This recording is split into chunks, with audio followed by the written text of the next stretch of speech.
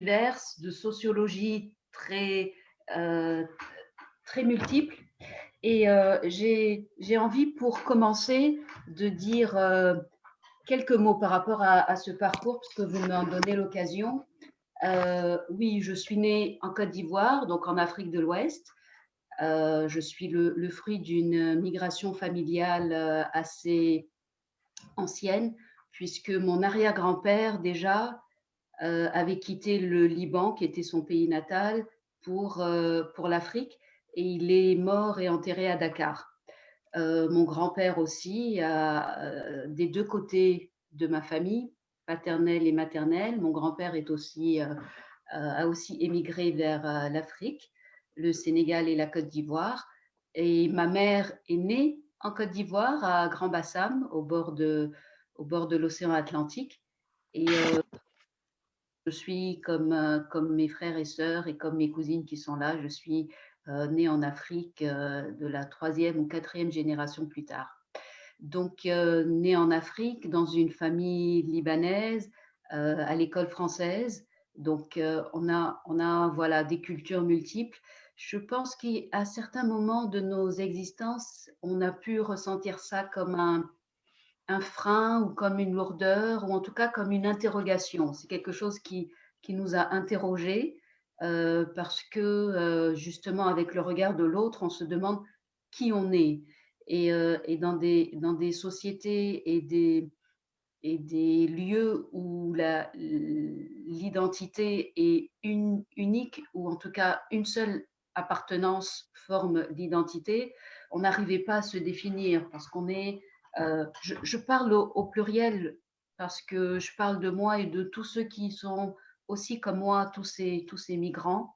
En tout cas, pour ce qui concerne les Libanais d'Afrique, on avait ces appartenances multiples qui formaient une identité assez particulière.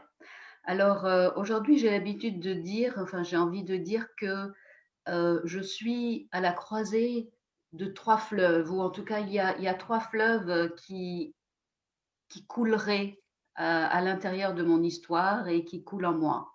Et ces trois fleuves, c'est en fait les trois géographies dont je suis issue et que j'ai rencontrées au cours de ma vie aussi.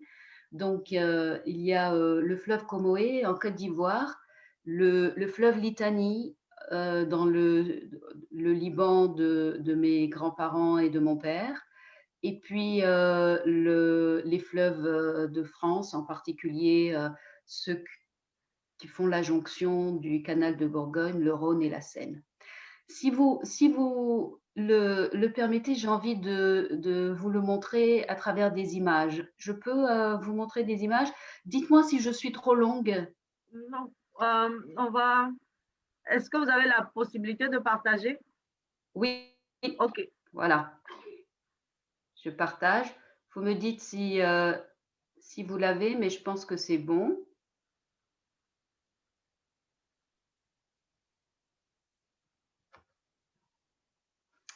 Voilà. Vous voyez l'écran? Vous voyez ce que Oui. je présente? Bien. Alors, voici. Là, vous avez le fleuve Comoé en Côte d'Ivoire qui se jette dans l'océan Atlantique et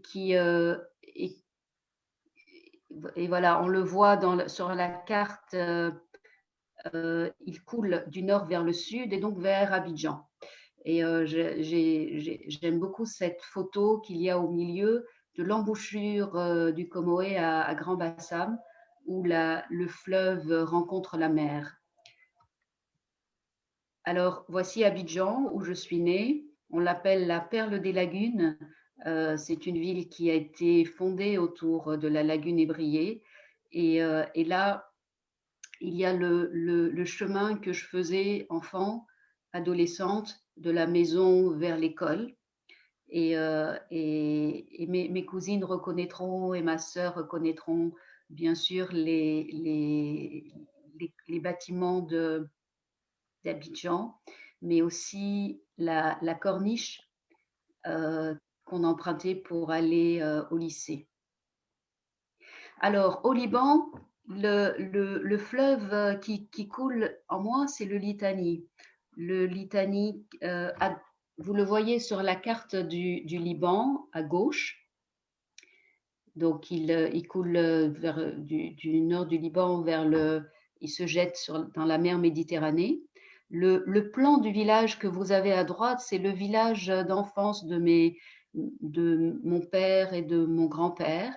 Et le fleuve est vraiment à la lisière du village.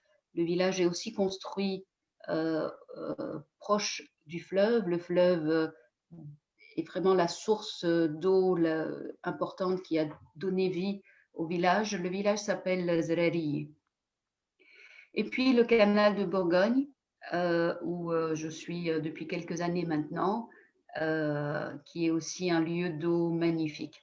Donc ce sont ces trois fleuves qui coulent en moi, et l'idée est un peu de les faire se rencontrer et de les tresser. C'est pour ça que j'ai appelé ça, c'est comme une tresse en fait, avec ces trois éléments. C'est une forme de tissage, voilà, de métissage ou de tissage, comme on tisse les lieux en nous. Et dans mon métier d'écrivain, bien sûr, dans mon travail d'écriture, c'est quelque chose de très important, ce tissage. Merci beaucoup. Voilà, j'avais envie de partager ça avec vous sur la question des fleuves et de l'identité. On a vraiment apprécié, ça nous permet d'avoir une belle idée de qui tu es. Parce que si tu as pu te définir avec tout ça, donc ça prouve que tu es vraiment, moi je dirais, une citoyenne du monde. Alors merci beaucoup. Merci d'avoir pris le temps de partager ce qui te tenait si tant à cœur avec nous autres. On a vraiment apprécié. Merci. Maintenant, merci de rien. Karine, c'est à ton tour de nous répondre. C'est la même question pour toi.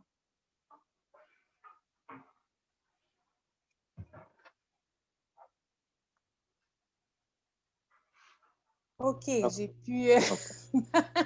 Le micro devait être désactivé probablement, Karine. C'est ça, exactement. Merci à Salma, vraiment. J'ai trouvé ça très enrichissant. Puis, je suis très d'accord avec Sylvie qui dit que Salma est citoyenne du monde. Et je pense que c'est tellement important d'avoir cette philosophie, d'avoir cette compréhension, parce que c'est la seule manière qu'on peut vraiment avoir un pont avec l'autre.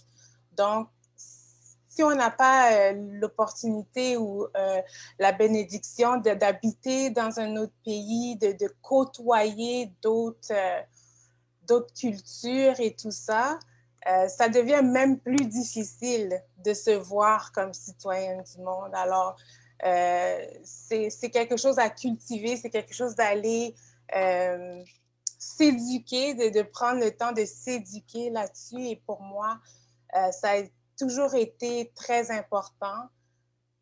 Moi, je suis haïtienne. Je suis née en Haïti. J'avais 9 mois quand je suis arrivée au Canada. J'ai maintenant 45 ans, donc ça fait 44 ans que je suis au Canada. Et ce qui arrive, c'est que mon mari, même âge que moi, il est né à Montréal. Alors lui, il est québécois. Et on peut même dire québécois de souche parce qu'il est né à Montréal. Par contre, lorsqu'on le rencontre, on va encore lui demander de quel pays tu viens. Alors, c'est quelque chose d'intéressant parce que quand je regarde mes enfants aussi qui sont nés en Ontario, il y en a qui sont nés à Toronto, il y en a un qui est né à Ottawa, il y en a un qui est né au Québec et tout ça. Donc, notre identité est vraiment un mix de plusieurs choses, mais souvent, ça débute où est-ce qu'on est né. Et ensuite, parce qu'on vit dans un monde où on regarde à ce qui frappe les yeux, ben, on va regarder à notre couleur de peau premièrement pour ensuite déterminer qui on est ou comment on vit, comment on doit vivre la vie et comment on doit interagir avec les gens. Donc, je reviens au fait que développer cette compréhension d'être citoyen du monde, c'est tellement important parce que ça va faire toute la différence dans nos interactions. Parce que l'autre va avoir ses préjugés déjà, l'autre va avoir ses manières de voir les choses. Donc, si on se voit d'une certaine manière, et je peux même ajouter comme en anglais on dit world changer et history maker. Donc, si on se voit comme quelqu'un qui est né pour marquer l'histoire, pour changer le monde, donc, chaque interaction qu'on va avoir avec les gens, ça va être pour leur permettre de grandir, leur permettre d'apprécier qui on est, oui, mais de s'apprécier eux-mêmes et de voir qu'on est tous humains de la race humaine et on a tous à apprendre l'un de l'autre, tout dépendant de l'expérience qu'on a eue. Il y a toujours quelque chose qu'on a en commun. Mais si jamais on ne peut pas voir à ce qui frappe les yeux quelque chose qu'on a en commun, mais la première des choses, c'est qu'on est tous de la race humaine et on a tous la possibilité d'être citoyens du monde. Merci. Merci beaucoup, Karen, pour ce premier jet, là, ce premier témoignage. Donc, né en Haïti, grandi au Canada, alors. Et puis, l'expérience de ton mari, hein, né au Canada, mais à qui tu nous as dit, on demande souvent, d'où viens-tu, etc., etc. Alors, beaucoup de monde, malheureusement, s'arrête aux apparences. Je crois que vous allez peut-être convenir avec moi, c'est peut-être le plus grand piège dans les interactions avec l'autre. Parce que si j'avais rencontré, par exemple, Salma à Toronto, dans la rue, dans le métro, jamais je n'aurais imaginé qu'elle est née en Côte d'Ivoire, qu'elle a grandi en Côte d'Ivoire, etc. Okay. Bon. Alors, comment finalement arriver à surmonter, là je reste avec toi, Karen, comment arriver à surmonter ce piège-là et les autres pièges aussi dans nos interactions avec les autres? D'où ça vient finalement qu'on s'arrête seulement à ce que nos yeux peuvent voir et qu'on soit souvent incapable d'aller au-delà dans notre désir de communiquer, d'échanger avec l'autre. Donc, souvent, qu'est-ce qui arrive, c'est que, comme j'ai dit, on est un produit de ce qu'on apprend lorsqu'on grandit. Donc, l'enfant qui naît dans un milieu qui est très homogène, qui est un milieu qui n'a pas de différence du tout, l'enfant va avoir une certaine vue d'elle-même ou de lui-même et aussi d'autrui. Donc, on grandit avec ce que nos parents nous ont enseigné, on grandit avec ce qu'on a vécu avec nos pères et tout ça. Donc, tout ça vient pour, en quelque sorte, nous donner des lunettes. Donc, on a tous et toutes des lunettes qu'on porte et ces lunettes-là ont été confectionnées par différentes expériences, différentes interactions en grandissant. Donc, lorsqu'on devient adulte, on est un produit et on est un fruit de tout ce qu'on a vécu. Et c'est à nous maintenant de prendre la décision de soit accepter ce qu'on nous a enseigné ou soit questionner et rejeter. Parce que qu'est-ce qui arrive, c'est que on peut être face à quelqu'un selon ce qu'on a appris. Donc, on est soit sur la défensive ou soit dans un mode de tolérer la personne, tout dépendant de ce qu'on a appris. Donc, il faut être conscient. Il faut se confronter soi-même, puis comprendre qu'on a tous des préjugés, OK? On a tous un effort à faire pour, premièrement, savoir c'est quoi nos préjugés et aussi décider de s'en débarrasser. Et là, c'est le travail de chaque personne.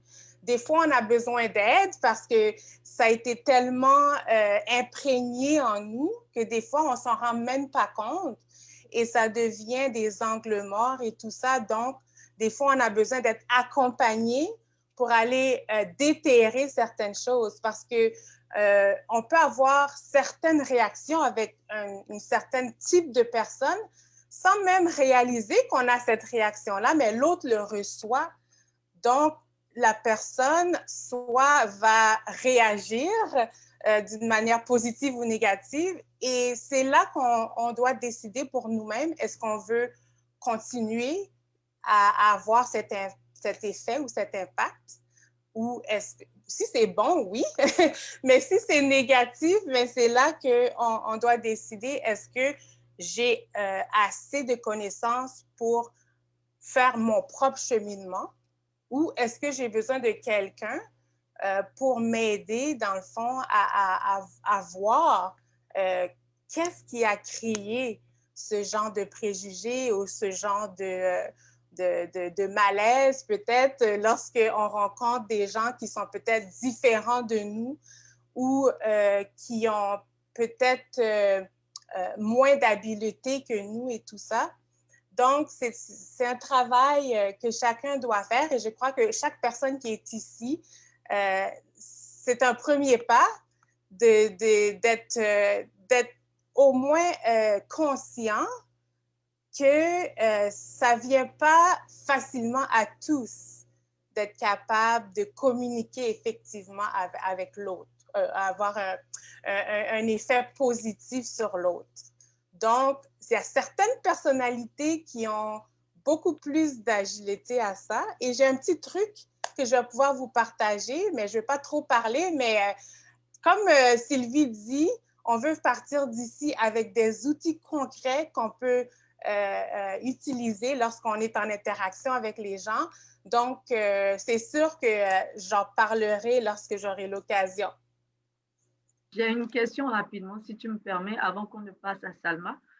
Karine, pourrais-tu nous dire s'il y a moyen, parce que je ne sais pas, aux professeurs d'école d'aborder ce genre de sujet dans un cours carrément clair et spécifique avec les élèves, parce qu'on a des cours de français, d'histoire, de géographie, de ci et de ça, mais je ne me souviens pas avoir reçu un cours qui me balaye un peu toute cette façon de penser ou de voir. C'est vrai que la philosophie aujourd'hui n'existe plus vraiment. Dans les cours d'école en Afrique, si je me trompe pas, donc, mais moi, je l'ai pris. Mais les gens, après, moi, je ne me souviens pas en avoir entendu parler. Et ici, ça se donne la plupart du temps au high school. C'est l'enfant qui choisit, ce n'est plus une obligation. Et puis à l'université. Donc, est-ce que tu penses que la philosophie pourrait être une façon de nous permettre de savoir mieux communiquer? Ou est-ce qu'il faut prendre conscience soi-même? Ou est-ce qu'il faut carrément un cours? Ou est-ce que les autorités, par exemple, devraient plutôt permettre une ouverture autant au niveau de la communication, c'est-à-dire le cellulaire, le téléphone et tout, avoir plus un partenariat win-win entre les pays, de sorte à ce que les habitants de chaque pays puissent communiquer d'une manière ou d'une autre, question de mieux connaître la culture, de savoir comment communiquer avec l'autre et recevoir aussi cette communication. Là, ça devient un peu long ce que je dis, et aussi prendre en compte ceux qui ont de la difficulté à s'exprimer et aussi ceux qui s'expriment en signe. Donc, il y a beaucoup de choses à voir, mais selon toi, est-ce qu'on devrait trouver un moyen pour intégrer ce genre de cours dans les écoles? Définitivement.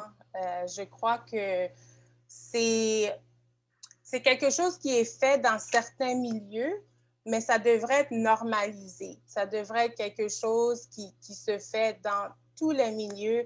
Je crois que les écoles ont intérêt à avoir ce genre de conversation avec les enfants, surtout parce que on dit souvent que la société de demain, c'est les enfants d'aujourd'hui. Donc, puis comme je disais tout à l'heure, il y a beaucoup de choses qu'on apprend et qu'on devient même, qu'on est le produit de ce qu'on a vécu dans l'enfance. Alors, définitivement, mais pour être honnête, je crois sincèrement que le premier environnement qui devrait faire ce genre d'éducation, c'est vraiment l'environnement familial.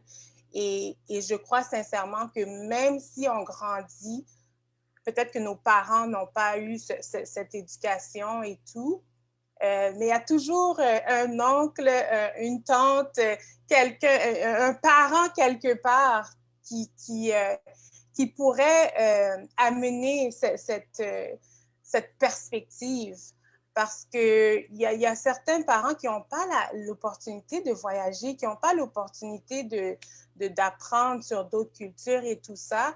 Mais juste en ayant cette compréhension que c'est important pour que l'enfant soit exposé à d'autres cultures et tout, avant qu'on puisse avoir ce monde idéal où ce que oui, à l'école et au niveau du gouvernement et que tout soit mis à l'évidence pour tous. Je crois que c'est un travail qui commence dans le foyer et souvent, il y a des foyers qui n'ont peut-être pas la capacité de faire ce genre de travail, mais c'est avec la famille étendue. Donc, souvent, en tout cas pour nous qui sont issus de milieux immigrants et surtout africains, mais on a cette pensée de communauté, l'enfant, ça prend un village pour élever un enfant.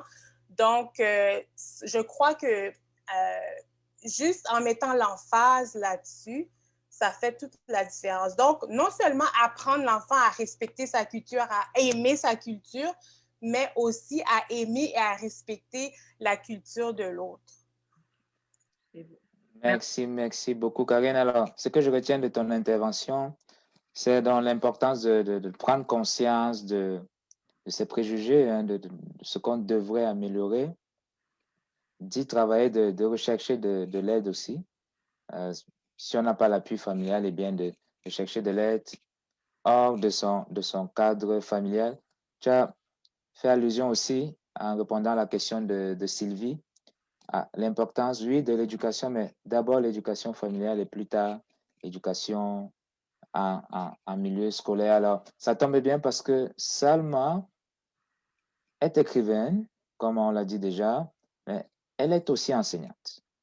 Tu as enseigné en France, tu as enseigné au Liban, Salma. Quelle est l'importance, d'après toi, des programmes scolaires dans la formation des jeunes en tant que citoyens, citoyennes du monde? J'ai envie de rebondir sur ce qu'a dit Karine, justement, concernant le fait de s'interroger. Je pense que c'est ça qui est vraiment au cœur de la relation avec l'autre et de la connaissance de soi et de l'autre et du lien. S'interroger, c'est-à-dire à un moment donné, donner à l'enfant l'outil ou les outils intellectuels qui vont lui permettre de remettre en cause, d'interroger ce qu'on voit comme étant entre guillemets naturel. Remettre en cause ce qu'on appelle aussi entre guillemets la normalité dans les familles, dans les sociétés, dans le monde. Remettre en cause également les pouvoirs, tous les pouvoirs, tous ceux qui possèdent le pouvoir politique, économique, culturel, le pouvoir de la parole, et remettre en cause. Remettre en cause aussi d'une certaine manière la manière d'enseigner, la manière de recevoir l'enseignement. Je pense que ça c'est important. Et ce que disait Sylvie aussi de l'enseignement de la philosophie, c'est quelque chose d'important dans ce sens-là. Voilà. Alors, vous rappeliez mon travail d'écriture. Je crois que d'une certaine manière aussi, pour moi, le lieu qui me permet de m'interroger et d'interroger le monde et la relation à l'autre, c'est aussi l'écriture. Et j'ai envie de donner un exemple, celui de mon prochain roman qui va être publié prochainement. Dans mon dernier roman, il part d'une scène d'enfance réelle, vécue, après qui passe à la fiction, mais à la base, c'est une scène réelle, vécue. Et c'est vraiment une scène d'enfance dans laquelle le rapport à l'autre est interrogé et aussi analysé. Alors, je raconte la scène d'enfance. C'est une scène de violence. Hein. Donc, je suis petite fille, j'ai 8-9 ans. Nous sommes à Treichville, à l'avenue 8, à Abidjan. Nous sommes, je dis nous parce qu'il y a moi et d'autres personnes autour de moi. Il y a ma sœur, mon frère, les enfants de l'immeuble dans lequel on habitait à Treichville. Et on est sur la grande terrasse et on regarde en bas. Donc, il y a aussi cette hiérarchie, le haut, le bas. Et en bas, qu'est-ce qu'on voit? On voit un jeune garçon qui est en train d'être frappé, battu. On bat ce garçon. On comprend qu'il a probablement pris à l'étal du marché une banane ou parce qu'il avait faim et voilà, il a pris cette banane. Et tout de suite, on l'appelle voleur. On lui met cette étiquette, voleur, voleur, voleur. Donc, on lui assigne cet attribut et ça devient son identité, voleur. Un petit gamin. Hein. Donc, il y a cette scène de violence, cet enfant qui est battu. Il y a vraiment aussi la violence de la violence sociale, de la faim, de la pauvreté, de la manière dont on résout, sans la résoudre, cette question en battant l'enfant. Il y a aussi la violence de nous, aussi en train de regarder cette scène et de ne pas pouvoir. Je sens bien dans mon entendement d'enfant à ce moment-là qu'il y a quelque chose qui n'est pas correct, qui n'est pas juste. Même si je n'ai pas les mots pour le dire à ce moment-là, je sens un malaise. Et derrière moi, il y a un plus grand parmi les personnes qui regardent cette scène et qui dit oui, battez-le, battez-le, c'est un voleur, battez-le. Donc il y a cette violence derrière moi de ce grand garçon qui appelle à augmenter la violence. Il y a la violence des coups que reçoit l'enfant. Et il y a la violence qui est due à l'absence de parole, à l'absence de possibilité de mettre en mots cette scène absolument scandaleuse, en fait. Il n'y a aucune protection. L'enfant que je suis est là, prise en étau entre un grand derrière qui appelle à la violence qui est vue en bas. Voilà. Et c'est une scène avec laquelle j'ai grandi, bien sûr, qui m'a marquée. Karine disait tout à l'heure qu'on est marqué aussi par ce qu'on a vu et vécu dans son enfance. Et c'est à travers l'écriture aujourd'hui que j'essaie de démêler un peu toutes les composantes de cette scène. Et c'est ce qui fait le sujet de mon prochain roman. Merci beaucoup, Salma. On a hâte de lire, hein, de découvrir ce roman-là. Sylvie? Oui, j'aimerais dire quelque chose. Ça, je suis tout à fait d'accord un peu avec Salma, même pas un peu, je suis d'accord avec toi à 100% parce que cette scène qui t'a traumatisé est une scène que l'on retrouve tous les jours en Afrique, tous les jours. Et ça revient à cette question de communication. De communication, c'est-à-dire la personne qui bat d'abord ne sait pas communiquer. Oui. L'enfant qui se fait battre aussi a cette difficulté parce que il n'a pas peut-être découvert, il ne sait pas comment s'exprimer. Et la personne qui est derrière et qui regarde aussi, d'après toi, les gens qui entourent aussi s'expriment mal. Je ne vais pas dire ne sait pas s'exprimer, mais s'exprime mal en exprimant son sentiment. Donc, tout ça ramène à la question suivante. Cette question de communication dans un monde divisé existe depuis, je vais dire toujours, depuis la nuit des temps. Oui. Mais penses-tu que l'éducation, c'est-à-dire savoir lire et écrire, peut aussi participer à enrayer un tout petit peu parce que toi, tu communiques à travers ton écriture. Ça, c'est ta façon de communiquer. Parce que quand on parle de communication, souvent, on pense à deux personnes ou une personne qui dit quelque chose. Mais au fond, il y a une question de savoir communiquer soi-même, c'est-à-dire communiquer avec soi-même pour pouvoir l'extérioriser. Donc, toi, tu l'extériorises en écrivant.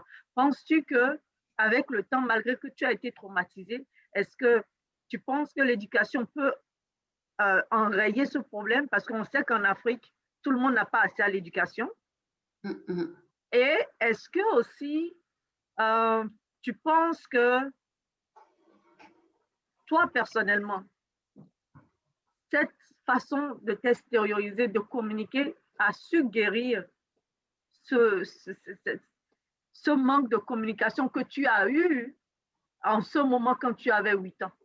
Est-ce que est-ce que c'est une thérapie pour toi qui t'a aidé à surmonter Oui, moi je pense que ce qui m'a sauvée, entre guillemets, peut-être que le mot est un peu fort, mais je l'utilise quand même parce que je pense que c'est important. Oui, ce qui m'a sauvée d'une certaine manière, vraiment, ce sont les mots, c'est le dialogue, c'est la manière de pouvoir mettre en mots, de pouvoir formuler. Et on sait très bien que la violence, souvent, elle est là parce que il y a une absence de formulation verbale. Lorsqu'on ne peut pas formuler verbalement le malaise, eh bien, on va vers ce qui nous semble le plus simple, l'agressivité physique, souvent, hein, cette violence-là. Donc, évidemment que l'éducation joue un rôle essentiel, là, essentiel. La manière de nommer aussi est importante parce que on est dans un monde, on est NAIT, hein, naître dans un monde où les mots sont déjà là. Le langage pour dire le monde est déjà là. Et ce langage, aussi, d'une certaine manière, on nous l'impose. Et en nous imposant le langage, on nous impose l'idéologie qu'il y a derrière. Ça veut dire quand on nomme ce petit garçon voleur, on a tout de suite mis une étiquette décisive et on a créé toute cette idéologie autour de qui fait qu'on oublie que l'enfant a faim, que c'est légitime qu'il ait faim et qu'on doit le nourrir, qu'il doit être nourri, et on déplace le problème en le culpabilisant dans le langage, en disant qu'il est voleur. Merci, merci Salma. Alors, on a parlé du pouvoir de l'écriture, du pouvoir des mots. Là, je me tourne vers Karine. Karine, tu es coach, tu te sers des mots aussi, hein, comme Salma, n'est-ce pas? Alors, en tant que coach, Karine, j'imagine que tu reçois des personnes qui ont été émotionnellement blessées, peut-être même traumatisées. Comment travailles-tu avec ces personnes? Comment te sers-tu des mots pour apaiser leur douleur et les aider à entamer, à poursuivre le travail de guérison intérieure? Quelle stratégie utilises-tu, Karine? Oui, merci. Je suis tellement d'accord avec Salma. Je pense que j'ai fait tellement de, de oui avec ma tête. C'est tellement puissant ce qu'elle explique parce que oui, l'écriture, c'est un des outils premiers, dans le fond, que j'utilise avec avec mes clients parce que lorsque on met notre douleur ou notre vécu sur papier, ça nous donne la permission d'être. Ça nous donne la permission de voir qui on est réellement.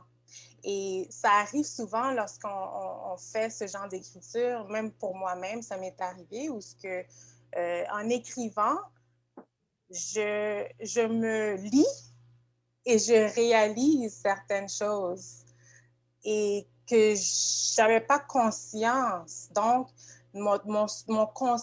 l'écriture permet le subconscient de parler, permet des places intérieures de parler, parce que des fois, pour continuer, on enfouit. Hein? Et je dis souvent à mes clients, mais tout ce qu'on fuit nous suit. Hein? Mais tout ce qu'on fait face, s'efface. Donc, c'est important de faire face à certains sentiments, certaines émotions, certains vécus qu'on a eus, parce que la société dans laquelle on vit, comme disait Salma, c'était tellement bon, c'est vrai, tout est déjà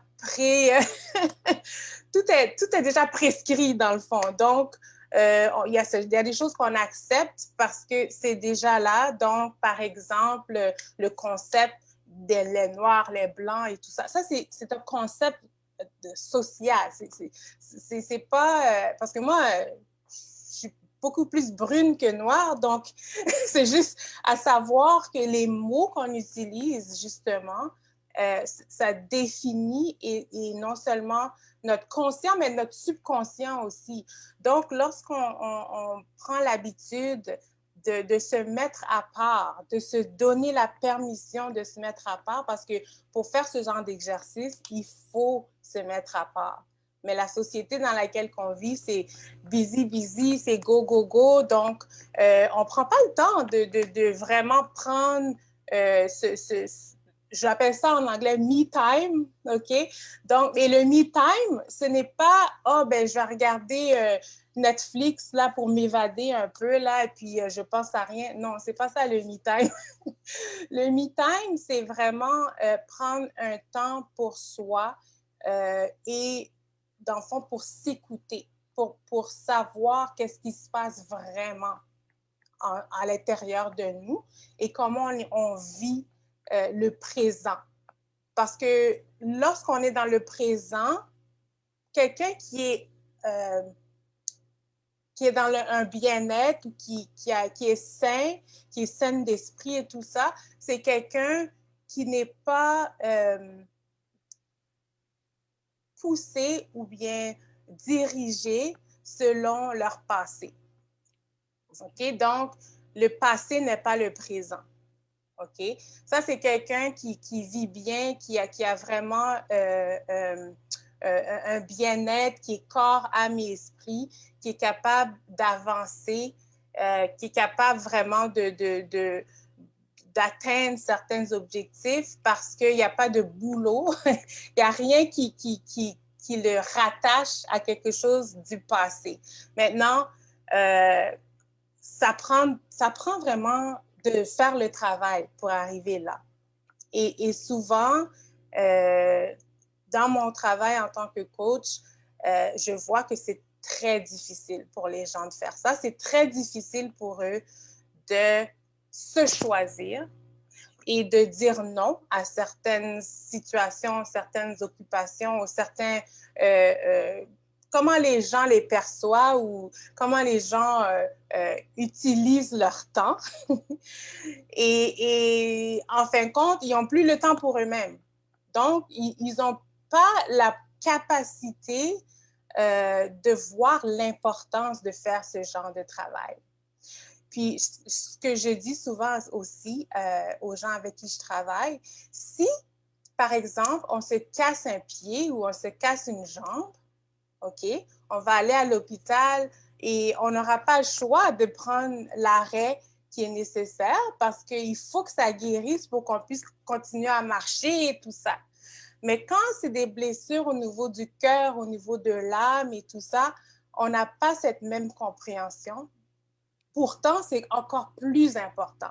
Mais on est tellement dans le faire au lieu de l'être qui fait que finalement, lorsque c'est à guérir quelque chose d'interne que personne ne voit, c'est là que ça prend du courage parce que la société n'est pas faite pour qu'on puisse faire ce genre de choses.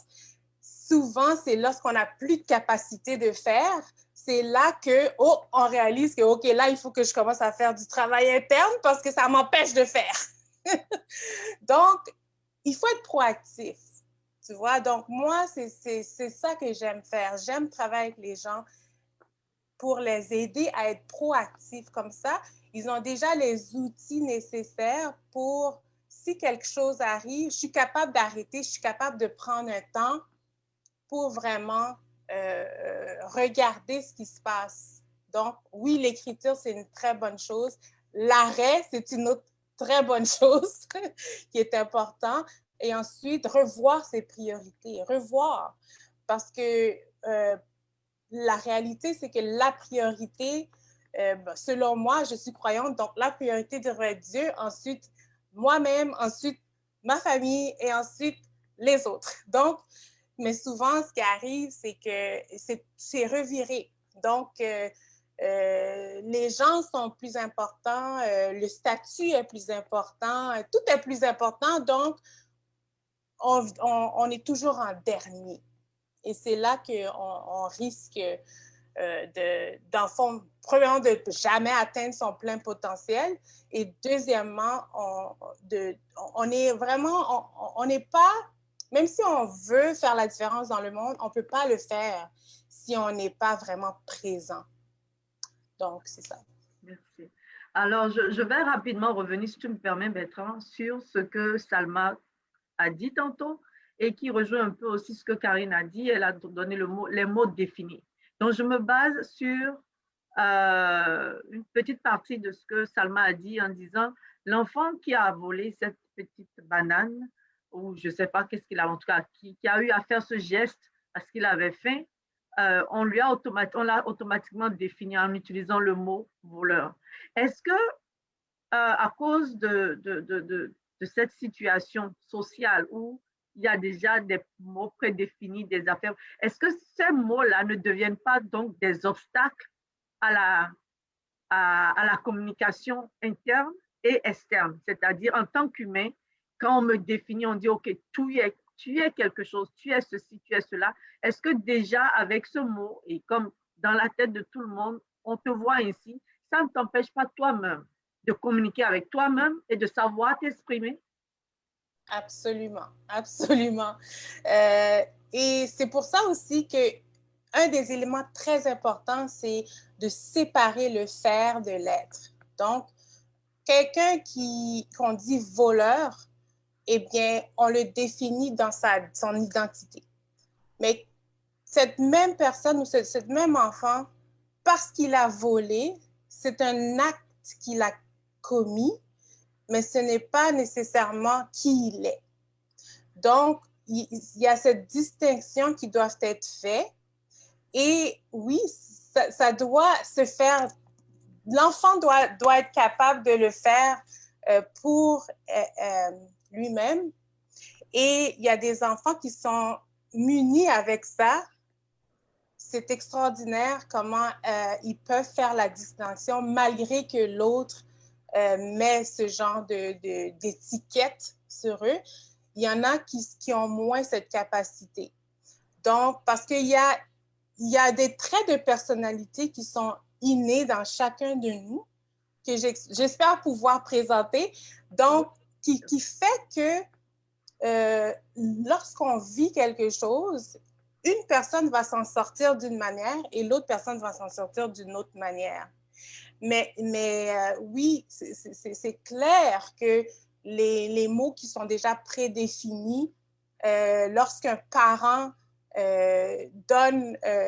insulte son enfant à longueur de journée, par exemple, et cet enfant qui sort et puis qui fait un acte qui rejoint ce que le parent a semé, eh bien, même la société même va c'est comme un genre de, en anglais, on dit self-fulfilling prophecy. Ça veut dire que la société va embarquer dans ce que l'enfant a déjà interné. OK? Donc, selon ce type de personnalité. Mais il y a un autre enfant qui va vivre la même chose, mais lorsqu'il va sortir, il va être capable de faire la différence et il va pouvoir s'en sortir. Donc, c'est vraiment important d'avoir cette compréhension que en tant que parents, ce qu'on sème dans nos enfants, ça va faire toute la différence. Même s'il sort dehors et puis on le traite de toutes sortes de noms, non, parce qu'il a son identité qui est déjà créée, puis il le sait. Tu sais, qu'est-ce qui a été semé en lui ou en elle, c'est déjà scellé. Donc, quel que soit qu'il arrive, même quand il fait des erreurs, il ne va jamais prendre cette erreur-là et se donner l'étiquette. Donc, finalement, tout commence à la maison et probablement dès la grossesse, au fait. Donc, l'environnement dans lequel la maman vit commence déjà par définir, puisqu'elle communique avec son enfant, même si l'enfant ne peut pas s'exprimer verbalement. C'est bien. Alors, Bertrand, si tu n'as pas d'autres questions pour le moment, je vais demander à l'audience, je voudrais savoir si l'audience a des questions pour Salma et Karine. Si vous en avez, vous pouvez prendre la parole ou bien le mettre dans le chat et puis on va le lire.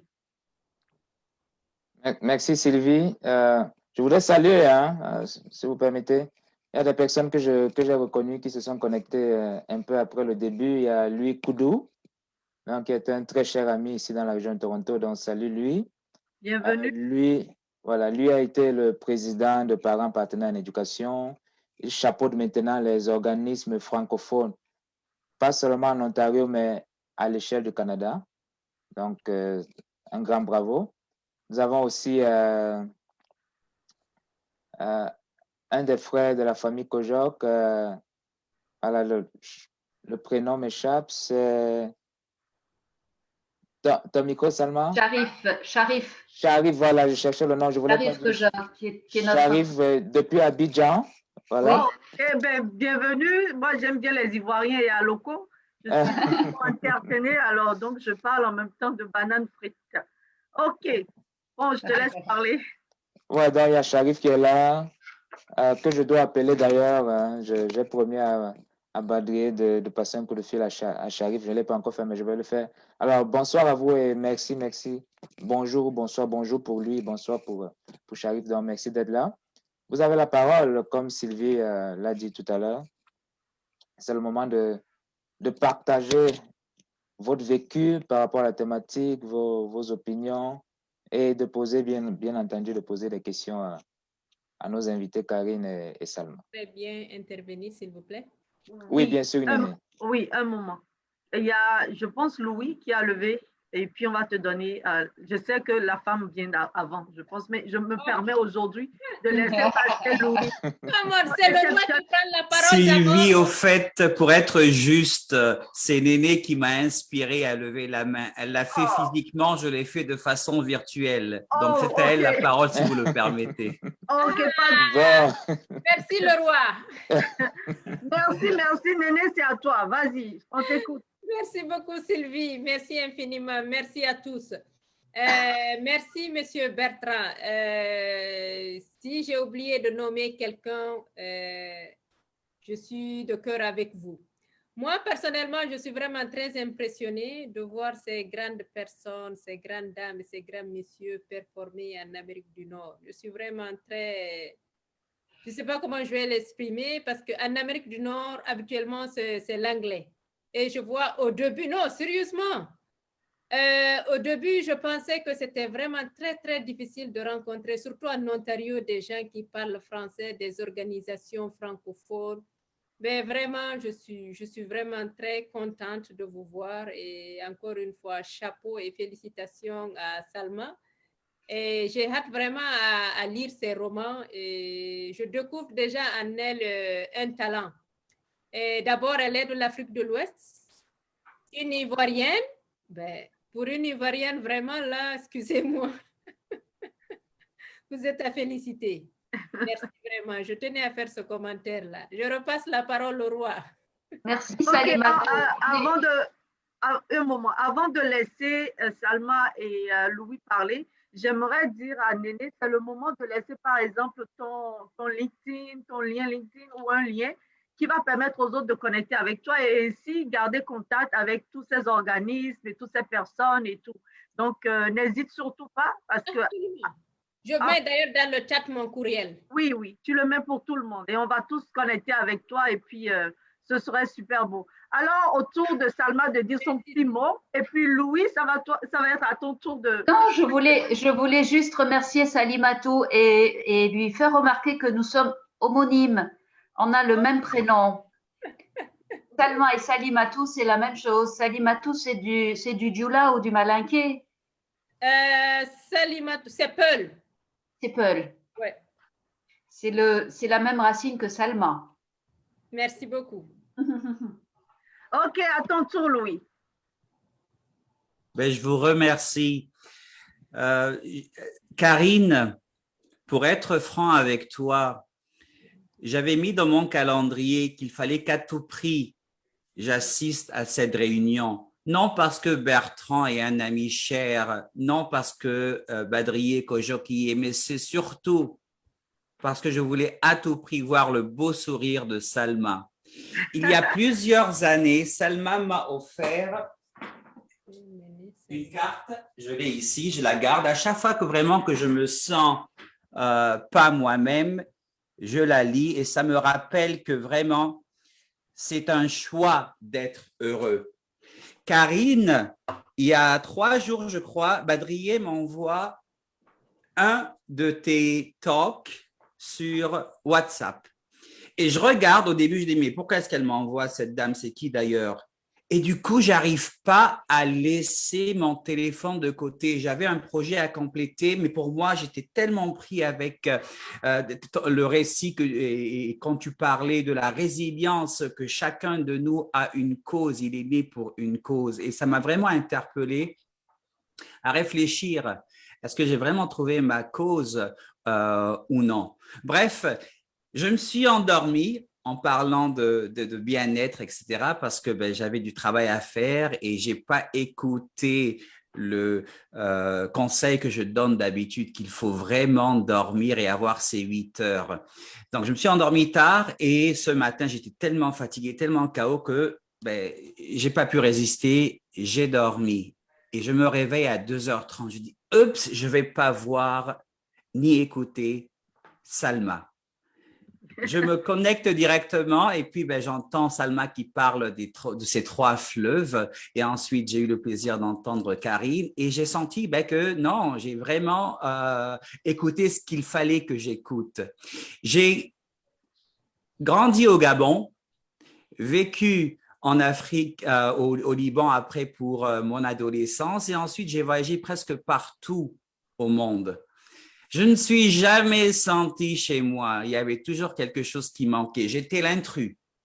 Ici en Ontario, tout le monde est intrus, tout le monde est différent. Il y a une multitude, une mosaïque de couleurs et de diversité. Et je me suis vraiment senti chez moi. Mais c'est après que j'ai compris pourquoi. C'est pas parce que tout le monde est différent. C'est parce que j'ai appris à me connaître. Donc, je termine en disant vraiment pour apprendre à connaître autrui, il faut en premier commencer de chez soi pour reconnaître ses préjugés. Et c'est là où on se rend compte qu'on est tous de la même souche, de la même race humaine. Je crois que c'était Karine qui l'avait dit, mais bon, je suis tellement content de vous avoir entendu, mesdames. Merci. À vous, Sylvie. Merci Louis. Merci d'avoir pris le temps de t'exprimer, d'exprimer ton opinion et de nous avoir rappelé, de nous rappeler plutôt que la connaissance de soi est la première des choses qu'il faut faire, se connaître et puis accepter ses préjugés et tout le reste et pouvoir communiquer avec l'autre. Alors, qui a des questions? Il y a Sharif qui vient de se reconnecter. Il y a Sharif qui vient de se connecter avec le petit Ryan. On a le bonheur d'avoir 2 Ryan dans notre famille. Ryan Chami qui est à à Windsor et qui est extrêmement cher à mon cœur. Et le petit Ryan qui est à Abidjan, qui est là dans les bras de Sharif, qui est le fils de mon cousin Rachid. OK. On ne vous reçoit pas, il faudrait enlever en muté pour le micro, sinon on n'entendra rien. Sharif, on t'entend pas.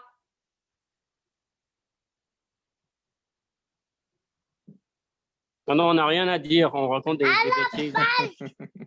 Au revoir. OK, c'est beau. Bonsoir, Sharif. OK, c'est beau. Alors, donc, si je comprends bien, il n'y a plus personne qui voudrait poser des questions. C'est le moment. Moi, je voudrais en profiter pour dire à Louis que je garde un souvenir très, très ému de son passage à Beyrouth il y a quelques années. C'est vrai. Il m'avait fait ce grand cadeau de venir à la maison à Beyrouth. Et on avait passé un petit moment, mais ça fait partie des moments très précieux de la vie. C'était un soir et puis on avait discuté, c'est vrai. C'est des moments magiques, c'est des moments de rencontre comme ça qui sont des moments magiques dans la vie qu'on garde et qui nous portent et voilà, qui nous portent. Merci. Merci vraiment de nous avoir introduits à toute ta famille et merci à cette famille d'être présente pour te soutenir. C'est un grand bonheur. Donc vraiment, merci. Ce que je vais dire maintenant, comme il n'y a pas de questions de l'audience, ce qu'on va faire, c'est qu'on va passer à la deuxième partie de cette émission qui n'est autre que de nous donner un ou deux types ou bien quelque chose qu'on pourra garder et appliquer. Donc, à toi, Salma.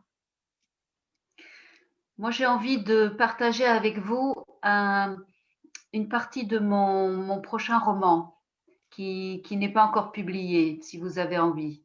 Bien sûr. Avec plaisir, absolument, oui. Alors, le roman raconte l'histoire de Maïmouna. Maïmouna est une petite fille qui a 8 ans. Elle est née en Côte d'Ivoire. Son père est libanais et sa mère est ivoirienne. Et à l'âge de 8 ans, son père la dépose au Liban chez sa grand-mère.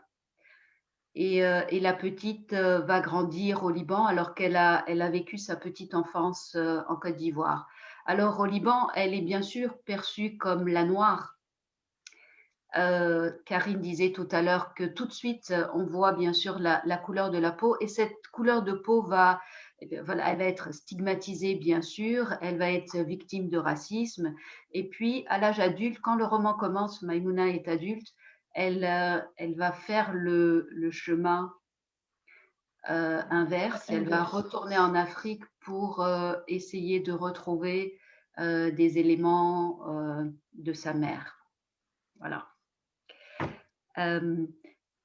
Je vais vous lire un passage. Je vais vous faire share screen. Okay. Je vais vous lire voilà, un passage.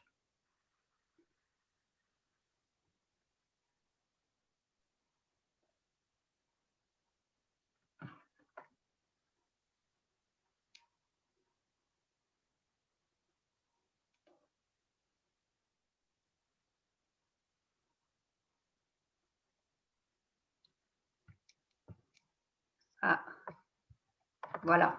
Est-ce que vous voyez? Pas encore. Je vais vous lire le début. Ok.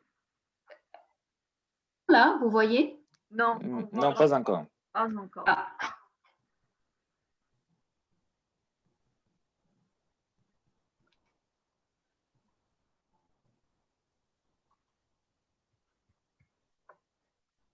J'arrive 2 minutes. Je pense que...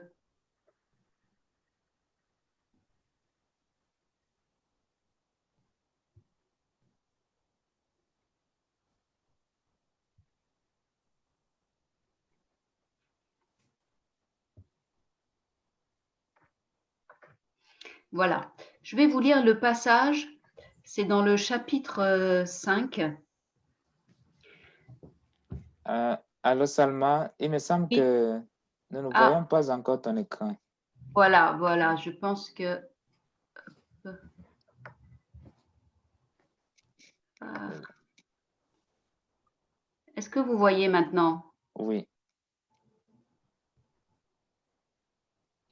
Mais il va falloir juste, je pense que tu sélectionnes et voilà, et que soit tu partages tout ton écran ou tu choisis un fichier. Voilà. C'est bon maintenant? Non. Il faudrait regarder les options. Mais ce n'est pas grave si on ne peut pas voir. Je pense que c'est que vous allez... You are screen sharing. Yeah, this is good now. Excellent. C'est bon? Yeah. Voilà. Bon. Alors, c'est le 5 qui commence par cette phrase « Tous ceux qui restent passifs aussi ne disent rien, laissent faire ». Alors, plus j'écoutais Maïmouna et plus me prenait l'envie de la tenir sur mon corps fatigué, qu'elle animait étrangement par sa voix, ses accents, son intimité offerte et par ses colères aussi, ses réflexions écorchées. Elle me parlait de la condition de l'exilé. Et là, on a la voix de Maïmouna.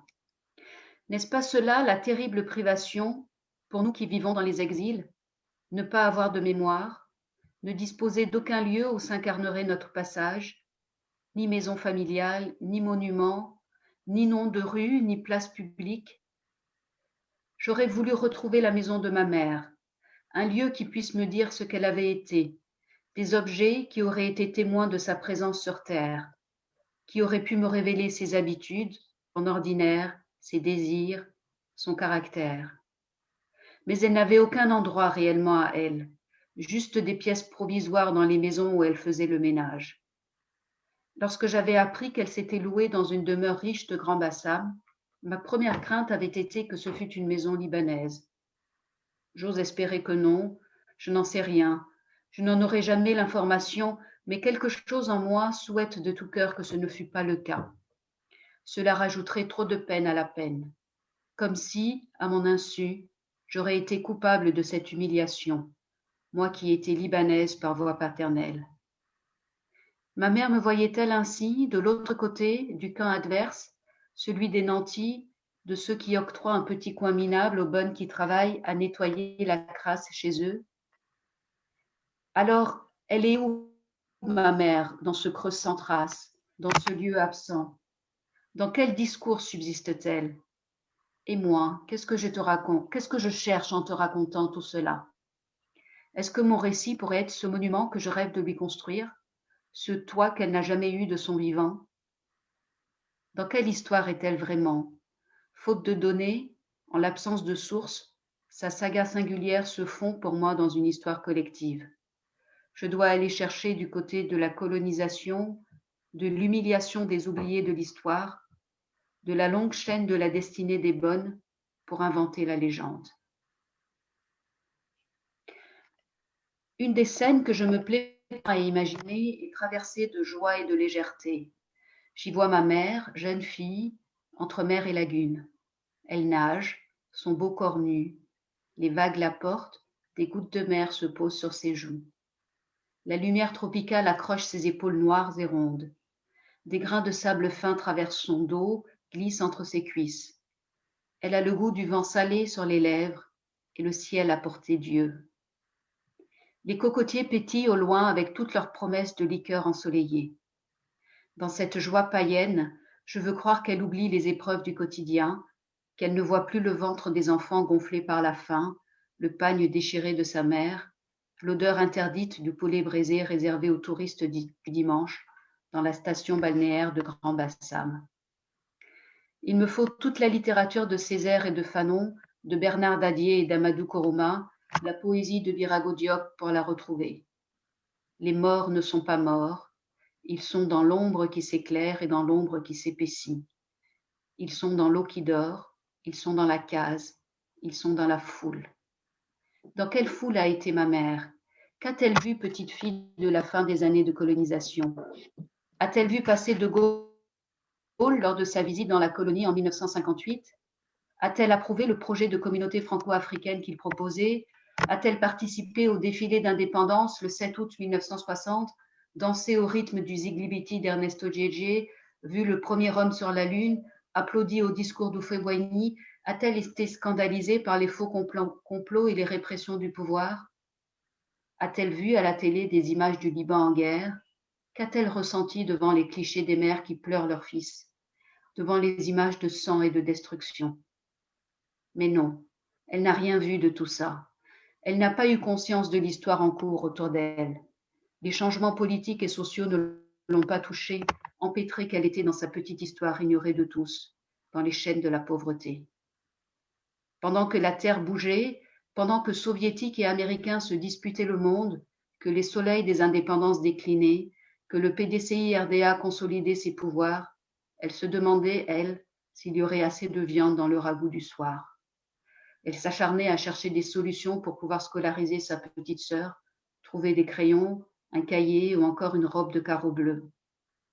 Pour elle, l'école n'avait pas été possible, n'avait même pas été envisagée. Alors, lorsqu'un homme semble s'intéresser à elle, c'est la révolution dans sa vie. Elle se met tout à coup à croire en sa belle étoile. Merci. Merci beaucoup d'avoir pris le temps de partager cet extrait avec nous autres. Tu nous as donné une primeur. Et bien là, alors là, j'ai juste hâte d'aller prendre le livre directement sur Amazon et puis de m'asseoir sur mon lit et puis de lire. C'est juste de plonger là-dedans parce que tout ce que tu disais, même si je ne suis pas née en Côte d'Ivoire, je suis née quand même en Afrique, je me suis mise à rêver, à imaginer. Et je pense que je ne vais pas m'ennuyer du tout avec ce livre et que je vais en apprendre encore ou redécouvrir ces sensations ou je vais plutôt dire ces feelings, cette vie d'enfant dont on rêve ou auquel en tout cas on a vécu un peu. On est passé au travers et tout peut-être reconnecter avec cette enfance ou cet enfant en moi. Vraiment, merci. Et j'en profite en même temps. Ça, je vais oser. Bertrand me connaît. J'ai toujours des petits secrets, pas des secrets, mais des petits trucs que je demande comme ça par surprise à mes invités. Ton livre, sans te mentir, j'ai hâte de l'avoir. Si je pouvais aller sur Amazon là, right now, et puis aller l'acheter, I will do it right away. Mais je ne peux pas et je vais te demander quelque chose. S'il te plaît, quand ça va sortir, fais-nous signe.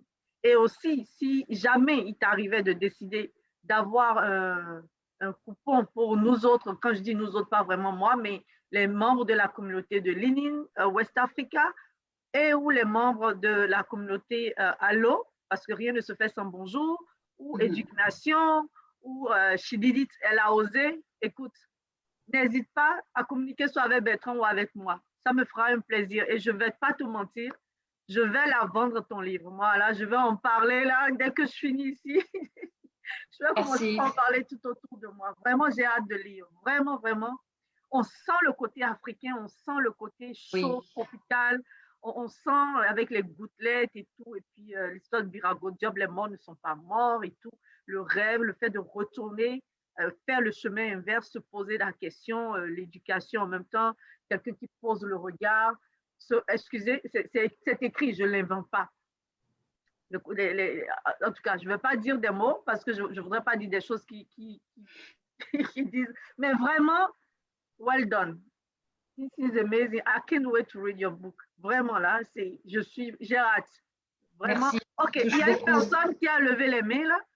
Il y a Badrier, effectivement. Ah, ok, qui aimerait parler. Oui. Je voudrais dire merci à Bertrand d'avoir organisé cette rencontre pour qu'on soit tous ensemble. Bertrand et Sylvie, s'il te plaît, Badrier. Et Sylvie, bien sûr.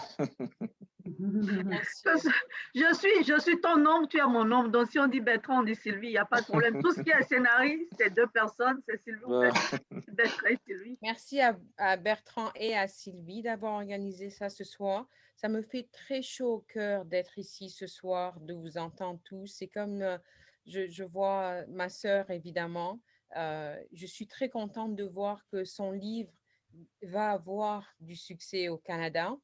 Un de ses livres parce que j'ai raté un peu le début, j'ai eu un problème de connexion à un moment. Je ne sais pas si on en a parlé, mais Salma, ça va être son 3e roman. Son premier roman, La Maison d'Afrique. Le 2e, c'était le dérisoire tremblement des femmes. Et le 3e, c'est Maïmouna. que j'ai eu bien sûr la primeur de lire parce qu'elle m'envoie. Vraiment, excuse-moi, je suis déjà jalouse là, vraiment. Vraiment, il faudrait que tu partages tout avec moi finalement. Si jamais il y a des fautes d'orthographe dans le roman, c'est de ma faute. On s'en fout, c'est l'idée. À chaque fois pour cela. Mais Salma et moi, bon, comme vous l'avez deviné, nous sommes sœurs. Il y a 1 an entre nous. Je suis la plus âgée. Et lorsque Salma a écrit ce livre, elle est contente. Là, elle est très contente parce qu'en fait, elle m'utilise dans un... Elle m'envoie ses romans et elle s'amuse à me voir réagir parce qu'à chaque fois que je lis ses romans ou quoi que ce soit qu'elle écrit, là, elle vient d'écrire quelques nouvelles qu'elle m'a envoyées aussi avant de les soumettre. Et je lui dis, écoute, donne-moi quelques secondes parce que je suis en train de pleurer. Et elle ne comprend pas qu'à chaque fois qu'elle écrit, je pleure et je pleure et je pleure de la première ligne à la dernière. Et elle me dit, mais ce n'est pas le but de pleurer, pas du tout. Pourquoi tu pleures? Elle ne comprend pas ça du tout. Et voilà, mes cousines sont là aussi, Ralia et Fatmé, qui étaient, en fait, Ralia était l'élève de Salma et Fatmé était mon élève. Ce sont 2 sœurs, c'était nos élèves. Donc, ce sont nos cousines, nos petites sœurs.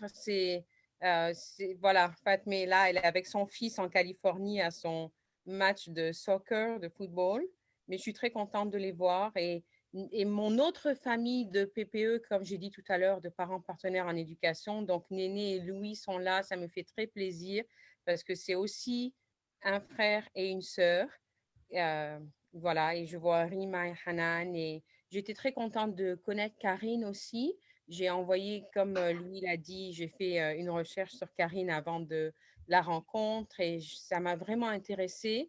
Et Louis et moi, on travaille beaucoup ensemble pour les parents francophones de l'Ontario et du Canada. Et si on a un moment entre probablement 2h et 3h du matin, on vous fera signe probablement parce qu'on est débordé pour mieux connaître votre organisme et probablement, si possible, comme l'a dit Sylvie au début, être des ambassadeurs et des ambassadrices parce que je vous félicite pour tout le très beau travail que vous faites de ce que j'ai lu sur les réseaux sociaux, Karine, pour votre organisme. Voilà, ce sujet me tient beaucoup à cœur, le sujet d'autrui et je me suis posé beaucoup de questions pendant les discussions, en particulier, qu'est-ce qui fait que certains êtres humains sont si sensibles à l'autre et qu'est-ce qui fait que certains êtres humains sont si insensibles à l'autre? Lors d'un de mes déplacements sur Toronto, il y a quelque temps, j'étais dans un taxi et je discutais avec le chauffeur du taxi et puis il me dit, donc on en est arrivé à parler de nos origines et puis il me dit, oh moi je suis d'Éthiopie et je lui ai dit que j'avais grandi en Afrique, j'étais née en Afrique. Puis il me dit cette chose qui m'a beaucoup marquée, il me dit, si seulement les êtres humains s'attardaient à leur similarité au lieu de s'attarder à leurs différences, le monde serait différent. Effectivement, qu'est-ce qui fait qu'on s'attarde sur le fait que je suis noire, il est blanc, je suis femme, il est homme, etc., au lieu de s'attarder au fait qu'on a beaucoup plus de similarités que de différences finalement. Comme vous l'avez dit, on est tous des êtres humains et voilà sur quoi je voulais conclure. Merci beaucoup encore. Merci Salma. Ah, Salma, Badri, voilà, je vous confonds là. Je vous confonds déjà même en public après l'avoir fait dans un message à Badri sur WhatsApp là. Alors. Ok, attends, merci Badri, merci beaucoup. Karine doit dire son dernier mot, ce qui est très important, et nous laisser aussi son type à elle, quelque chose qu'on va garder et appliquer en quittant ici. Wow. Merci beaucoup. Franchement, c'est extraordinaire le temps qu'on vient de passer. Salma, franchement, moi, je pourrais t'écouter tout le temps. Je crois qu'il faudra avoir un événement Et c'est juste Salma là qui explique et qui partage. Waouh, c'est extraordinaire.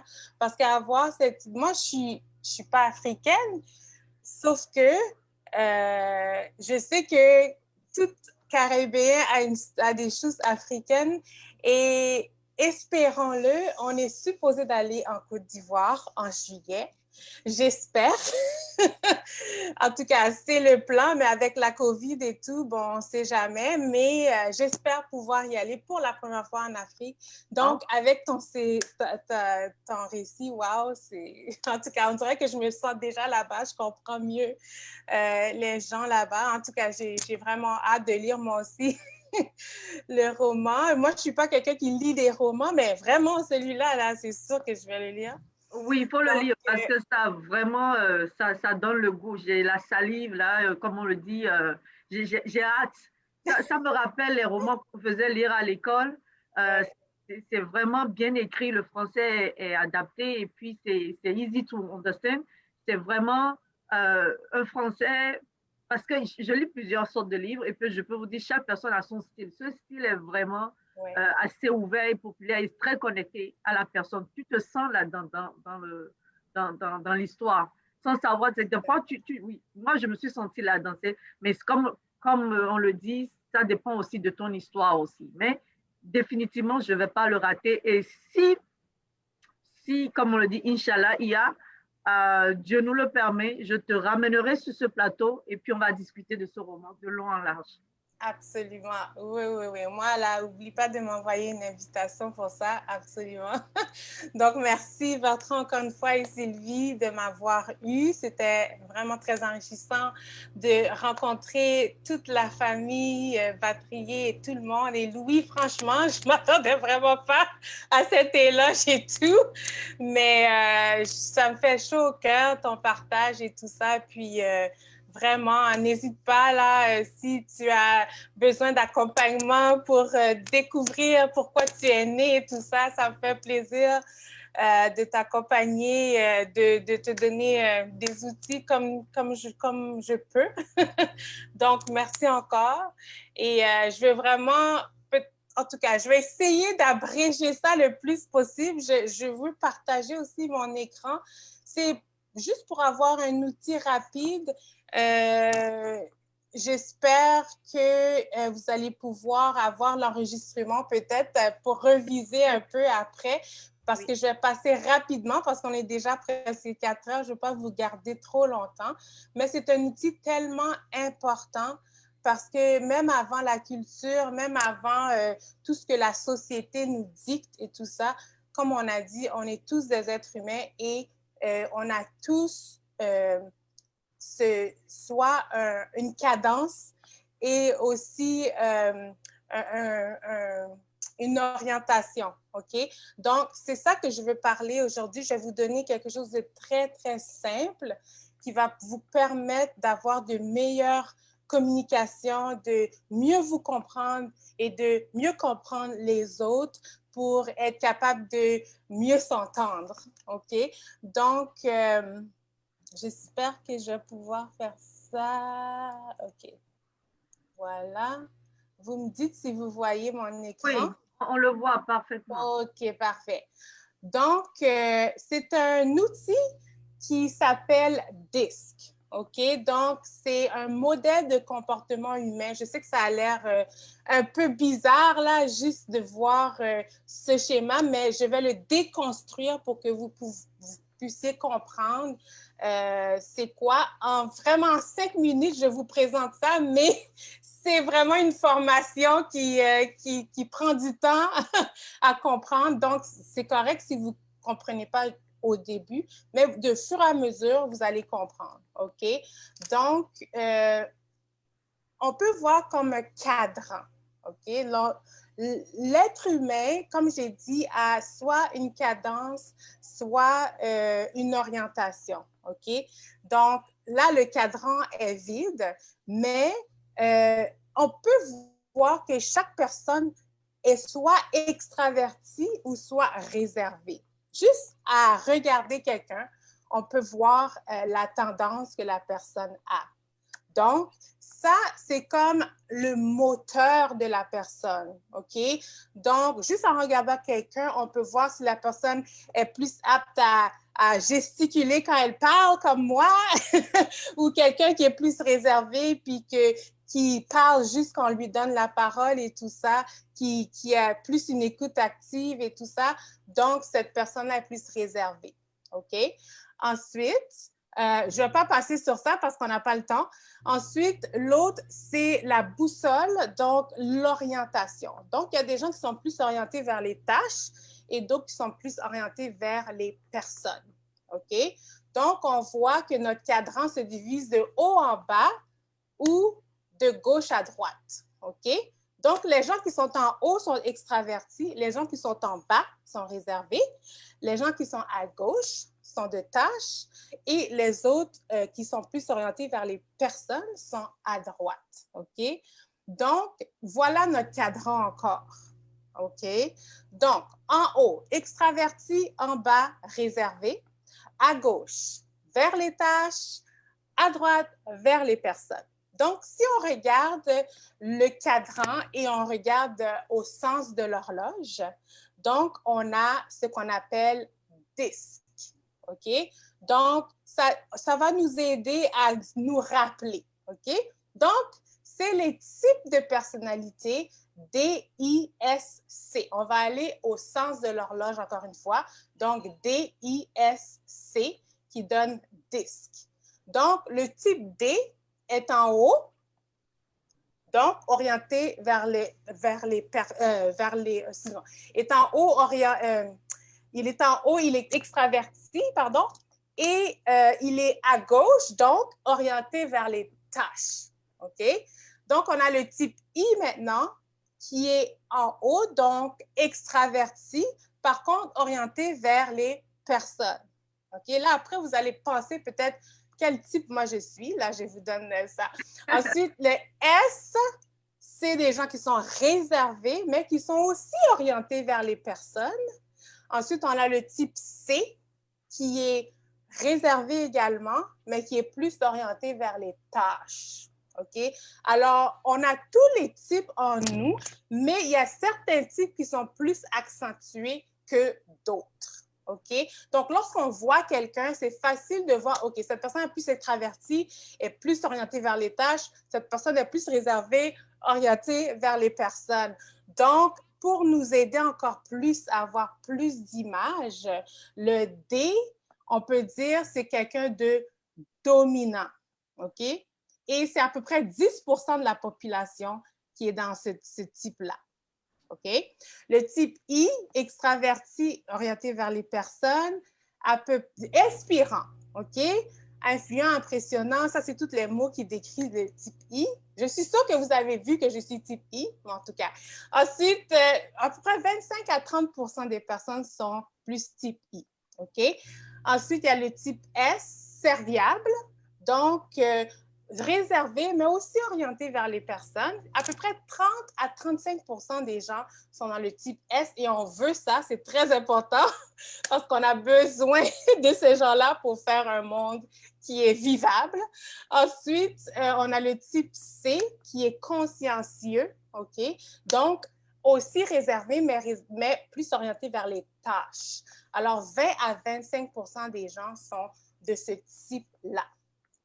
Donc, encore une fois, le but, c'est d'éviter quand on rencontre quelqu'un ou quand on voit quelqu'un qui est différent de notre type, c'est pas de les éviter ou de les attaquer, mais c'est de s'ajuster et de les accepter. OK? Et ensuite, au lieu de tolérer ou bien éliminer quelqu'un parce qu'il n'est vraiment pas de notre type, c'est de s'ajuster et ensuite de savoir célébrer cette personne-là. Donc, c'est vraiment un survol très rapide. C'est très gentil. Du concept de personnalité DISC. Donc, si vous avez plus de questions, vous voulez revoir ça encore plus, vous pouvez aussi faire un test d'évaluation pour voir c'est quoi votre type à vous. Donc, ça va vous aider, vous recevez comment on appelle ça en français? Je perds mes mots français. Un rapport de 30 pages qui vous explique vous-même et qui explique les autres et comment mieux interagir avec les gens selon leur type de personnalité. Donc, wow. Voilà la chose que j'aimerais dire avant de laisser Bertrand parler, c'est que j'aimerais que chaque personne, avant qu'on ne parte d'ici, me dise exactement où il se retrouve sur le cadran. C'est important là, pour qu'on se connaisse, qu'on se célèbre ou qu'on s'ajuste. On ne va pas s'éliminer ici. On va s'aimer, on va se célébrer, on va s'ajuster. Alors, Bertrand, tu es de quel bord? Bonne question. Aussi bonne que difficile. Oui, parce que il me semble qu'à une époque, j'étais très clairement introverti, là, très clairement, probablement au lycée. Mais de plus en plus, je me demande si je ne suis pas devenu, par la force des choses, extraverti. Okay. Je me le demande, là. Je pense qu'on peut évoluer au fil du temps, n'est-ce pas, Karine? Oui, tu es réservé, orienté personne. Ça, c'est ce que je peux dire. Ce qui arrive, c'est que c'est sûr qu'en interagissant, en grandissant, sous dépendant de le type d'emploi qu'on a et tout ça, bien, ça va permettre que notre type environnemental va être probablement différent de notre type de base. Donc, c'est pour ça, des fois, il y a de la tension parce qu'on est tellement dans d'autres types de notre environnement et les gens sont habitués à cette personne-là. Mais la vraie personne, la personne de base, peut-être nécessairement complètement différente, mais vraiment différente de cette personne-là. Donc, c'est pour ça que oui, on peut avoir deux types et justement, le rapport nous donne nos deux types qui fait qu'on est capable de voir là où peut-être qu'il y a un peu de tension parce qu'on est trop en dehors de notre vraie personnalité, dans le fond. Merci. Okay. En tout cas, Sylvia fait déjà son diagnostic, donc ça va. Salma, tu es de quel bord? Moi aussi, je pense que ça dépend des moments, mais j'aime beaucoup la conclusion autour de la célébration. Je crois que j'ai envie d'être plutôt là dans célébrer la vie, célébrer les autres, célébrer le monde, vraiment, célébrer la vie. OK. Présidence PPE, à toi? Badrier. OK, c'est le nom que j'ai, c'est pour ça comme je parle en parallèle. C'est pour ça que j'ai deux connexions. Je n'ai pas pu enlever le problème de connexion et je n'arrive à me connecter qu'avec ce compte. Qu'est-ce que je suis? Alors, je connais ce disque, on l'a beaucoup utilisé. Louis pourra confirmer au niveau de PPE, de notre organisme de parents. On l'a beaucoup utilisé même pour recruter des membres de notre organisme. Qu'est-ce que je suis? Est-ce que je suis introvertie? Je ne pense pas être introvertie. Est-ce que je suis orientée les deux, tâches et personnes. Donc, c'est un peu compliqué. On peut être les deux? Oui, je pense que oui. Je crois que ce qui arrive, on a tous les quatre. OK? Sauf qu'il y a souvent un ou deux qui sont primaires et les autres sont secondaires. Donc, c'est normal qu'on se voit dans les deux, mais il y a toujours un qui est plus accentué. Donc, c'est ça qui fait qu'on peut s'adapter à l'autre aussi, parce que si on n'avait rien de l'autre, ce serait un peu difficile. OK, Louis, je vois que tu as mis des choses là, 10%. J'ai mes résultats déjà. Okay. Et c'est vrai, comme l'a mentionné Bertrand, ça change avec le temps. Dans ma jeunesse, j'ai grandi, j'étais trop introverti parce que dans la culture, on n'a pas le droit de s'exprimer quand il y a des adultes autour. Donc, j'avais toujours cette crainte de parler. Avec l'âge, ça a changé. Je voulais me révolter. Je suis devenu très extra. Donc, j'étais 100% vers le haut. Avec l'âge maintenant, après la trentaine, c'est un mélange de tout. Mais je deviens de plus en plus intro, quoique les gens croient que je suis vraiment extro. Donc, bref, le pourcentage est à l'écran. Ça se voit, tu es dans le C, 35%. C'est beau. C'est vraiment beau.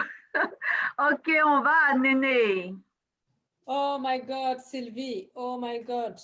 Karen, je ne sais pas où est-ce que je peux me trouver ici, hein, pour être honnête. Je ne sais vraiment pas. Bon, Néné, je pense que tu es extraverti. Merci. Je pense bien.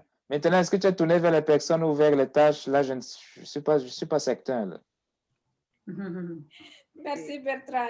Karine, je pense que je vais devoir aller à votre école pour apprendre davantage. Pas de problème. On n'a pas le temps d'extrapoler maintenant, mais tu peux me contacter, on Je regarde. vous ai déjà envoyé un courriel, prise de contact. Badrié, c'est à ton tour. C'est mon fils, en fait, c'est Ryan. OK. Bon, Fatmé. Ryan, tu peux enlever ton micro et parler. Tu voulais parler. Tu peux le faire si tu veux. Bonjour. Bonjour Ryan. Oh là là. Je suis très fier de toi. Ah, mais lui, c'est mon amour exceptionnel, Ryan. D'ailleurs, je dois dire une chose, c'est que mon premier roman, il a été dédié à Ryan et à mes nièces. Et le prochain, pas Maïmouna, mais l'autre, le prochain, qui sera autour de la tresse et des fleuves, il sera dédié à Ryan. Oh mon Dieu, tu es gâté, Ryan. Hein? Merci extrêmement, Salma. Merci, Ryan, de ta présence, de ton sourire. OK. C'est le tour de Fatmé. Oh, Zoya est là. Zoya, la fille de Louis. Bonjour, Zoya. Quel plaisir de te voir. Ah là là, ma robe. Regardez la robe que Zoya porte. C'est une de mes robes. Et avec lui, on est très, très proches. Donc, on se visitait un jour et on devait quitter. Et je suis désolée de prendre la parole, mais j'aime beaucoup Zoya. Et Zoya m'a dit, oh, j'aime beaucoup ta robe. Je lui ai dit, écoute, tu vas la prendre. Et elle m'a dit, mais non, c'est ta robe. Je lui ai dit, non, non, tu vas la prendre. Et elle la porte. Ça me fait tellement plaisir de la voir la porter. Zoya, c'est ma fille. Elle dit que je suis sa deuxième maman. Elle a beaucoup de chance. Elle a beaucoup de chance. Et moi, alors, entre parenthèses, le pull que je porte, c'est aussi le pull de ma sœur. Parce que quand elle me manque, je porte ses pulls parce que aussi elle m'offre ses pulls et beaucoup de choses. Donc quand elle me manque, je porte ses pulls et ça me réchauffe. C'est bien, c'est une autre forme de communication. Excellent. Rima, est-ce que tu veux dire un mot, ton type?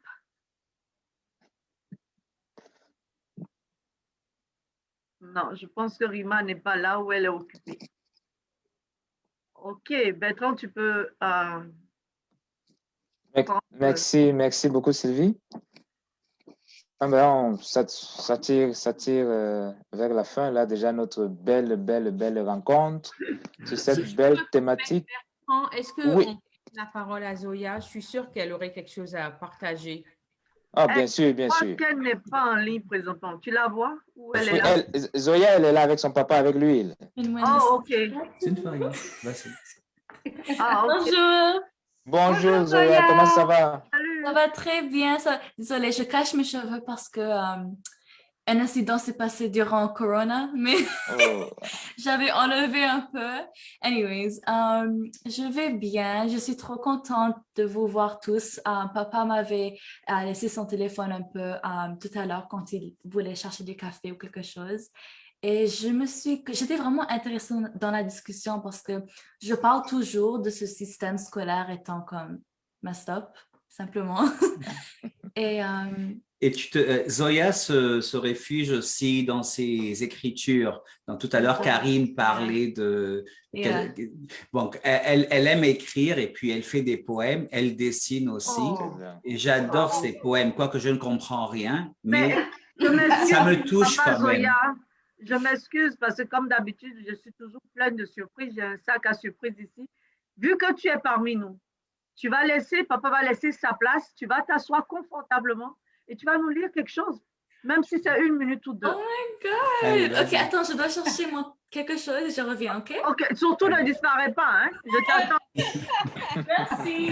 Elle me l'avait demandé, est-ce que tu crois que je peux lire un poème? Ah ben, ça tombe bien finalement. Et j'ai vraiment aimé le fait parce qu'elle est passée dans des moments très difficiles et elle s'est renfermée en elle-même, et puis je ne la reconnaissais pas. Donc, elle était devenue très dans le bas, dans les enfin, elle avait disparu, elle n'était pas dans le disque, mais elle était devenue très renfermée et introvertie. Et là, le fait de m'avoir demandé si est-ce que les gens peuvent partager, comme par exemple ces poèmes? Je dis non, c'est pas la plateforme, peut-être une autre fois. Donc, merci beaucoup, Sylvie.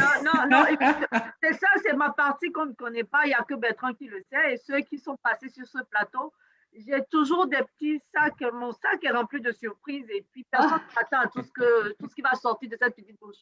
Donc, écoute, j'ai hâte d'écouter. Surtout que, écoute, Salma est autour. Ça ne m'étonnerait pas que je puisse aussi comme fondre complètement, littéralement, devant, juste à l'écoute de son poème. Donc, j'ai vraiment hâte. Je ne sais pas si vous avez eu l'occasion d'écouter aussi Karine quand elle est sur scène, mais c'est aussi une source d'inspiration, franchement, Karine. Je ne sais pas si tu as lu ce que j'ai écrit, mais maintenant, juste imagine-toi l'impact de t'avoir écouté une seule fois. À chaque fois que j'entends Québec ou Montréal, tu es la première qui me vient à l'esprit. Waouh! Alors, tu me caches des choses, Karine. Il faudrait que tu en dises. Je ne connaissais pas sur scène. Eh bien, tu es fini, tu es scotché avec moi. Non, je pense qu'on parle de ma chaîne YouTube, je pense. J'imagine. Non. Tu vas enlever la poussière de là-dessus, là, et puis tu vas découvrir. On veut entendre ça. OK, voilà. Maintenant, écoutez, je suis maître de cérémonie. Tout le monde se calme. On respire. On est zen. Et on reçoit. Zoya. Déjà, je veux dire que je suis vraiment honorée. Merci beaucoup pour cette opportunité. Donnez-moi un thème et je vais vous lire un poème. Donnez-moi un thème. Oh mon Dieu. Comme on parle de communication et tout, et que moi je pense... Okay. Communication. Communication, OK. Donc, donnez-moi une petite minute. J'ai finalement pu, comme ceci, assembler plusieurs de mes poèmes. Et donc, oh my God, oh mon Dieu. OK. Vous avez des communications? Oui. OK.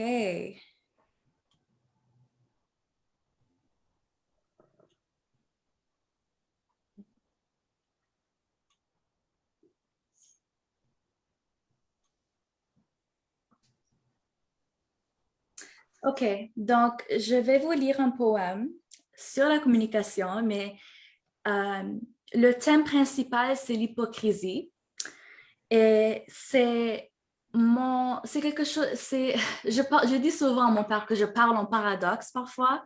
Les poèmes que j'écris, quand je les dis à lui, il me dit, tu es en train de te contradicter, c'est ça le mot? Contredire, merci, contredire. I don't know. Ils ont compris. Mais donc, c'est un de mes poèmes préférés. Et donnez-moi une petite minute. Trop de suspense, là. C'est ça, je vous ai dit, restez zen, expirez, et recevez. OK, le voici. C'est en anglais, par contre. Oui, vas-y, go. Il n'y a pas de problème. Dribbling symphonies. They say, as a font, you'd be bold, marked by colored shadows, innocently vivid. Oh, to give immersive compliments, to let your thoughts explode in the clouds, formulation exquisite. Take my hand to hold, out to an expedition. At the Pacific we shall go. I call this home, though I get seasick. This wave is my protection. feeling life and speaking poetry, fearing life beside myself. Verbalistic, romantic I am at an ocean that stares back. Pacific Ocean. Oh ouais! C'est tellement beau. J'ai rien compris, mais c'est tellement beau. Ah, papa, tu n'as pas besoin de comprendre. Tu as juste dire quelque chose. Oh my hand. Magnifique. This is what Bravo Zoya. Wow. Il y a de la musique, il y a une très belle musique Excellent. dans ton poème. Il y a une musicalité très très riche, très belle. Shadow. Hold my hand, hold. Explode in a cloud.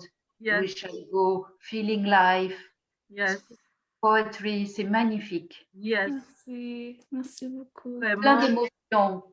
C'est ça, ta poésie, elle est pleine d'émotions aussi. Oui. Continue à écrire. Merci. Je voudrais tellement lire. Désolée, je voudrais tellement lire un des livres de Salma parce que je sais que Madame Badrier m'a dit qu'une fois tu allais. On a un de ses romans ici. Je te le prêterai, oui. Ok. Parce qu'elle m'avait dit que tu allais mettre un article sur la visite ou pas la visite, l'immigration des Libanais vers l'Afrique. Oui. Et elle ne me l'avait pas envoyé, mais je pensais à vous. Je pensais à vous. Yeah. Ça me touche, Joya. J'espère qu'on aura l'occasion de se rencontrer et d'en discuter aussi. J'espère. Oui, moi aussi. Bravo. Est-ce que tu as déjà fait du slam? Slam? Tu as déjà fait du slam? Non. Tu serais tellement bonne là-dedans. Oh là là. Vraiment. Like spoken word? J'en ai écrit, en fait. Je peux vous lire un. Oui, vas-y. Oui? Oui, je suis partante. Okay. Aussi, vous n'êtes pas pressé de partir parce que découvrir, c'est ça, scénario aussi. Hein? Ok, pourquoi pas. C'est un peu lent par contre, et c'est aussi en anglais. Ok, je dois le chercher parce que c'est un document complet de 35 poèmes. Wow! Yeah! Dis donc. Impressionnant. Yeah. J'en ai même écrit un pour le Liban. Je l'avais pas lu à papa. Papa ne pas lire celui du Liban, peut-être. Vous voulez? Vous voulez bien ça? Ok. Ok. Purple dyes and cedar trees, climbing mountains and soaring seas. What do you call a sanctuary that comes with sorrow? A mystery to many who decide to see no tomorrow. Throat or passports, wounds are buried in kitchen and language. With my own, I find voids, treasure, and mystery voids the treasure. Stories of heartache, corruption, and greed. The sea people or people to see. Endearly yelling, bury me. Religious or not, political divides conditioned all with emotional insanity. Wow. Wow. Salma, écoute, j'ai quelque chose à dire là. Vraiment, tu devrais la prendre sous tes ailes parce qu'elle est déjà accomplie. Il faut oui. Ah, mais ce serait... Soit son mentor, elle a peut-être fait sortir son poème. Moi, je suis là, je vais l'avaler. Cette jeune fille, elle a déjà ce qu'il faut. Hein, elle a un talent, elle a une manière de composer avec le langage très intéressant. Et puis, elle a ce désir et on le sent, c'est très contagieux. Ce plaisir d'écrire que tu as, on le sent quand on t'écoute. Et ça, c'est important. Ça veut, comment dire en anglais, it means a lot. Parce que... No, I'm just cutting you. I love you. Whatever you are writing actually is so meaningful for you and you know how to express it. So do not be like, I won't say ashamed. There's no, don't stay behind the door, a closed door and say, no, Dad, please, can you see this? Use the media. Use it, put it outside there. Yeah. Or, I don't know, film yourself reading it for people. You know?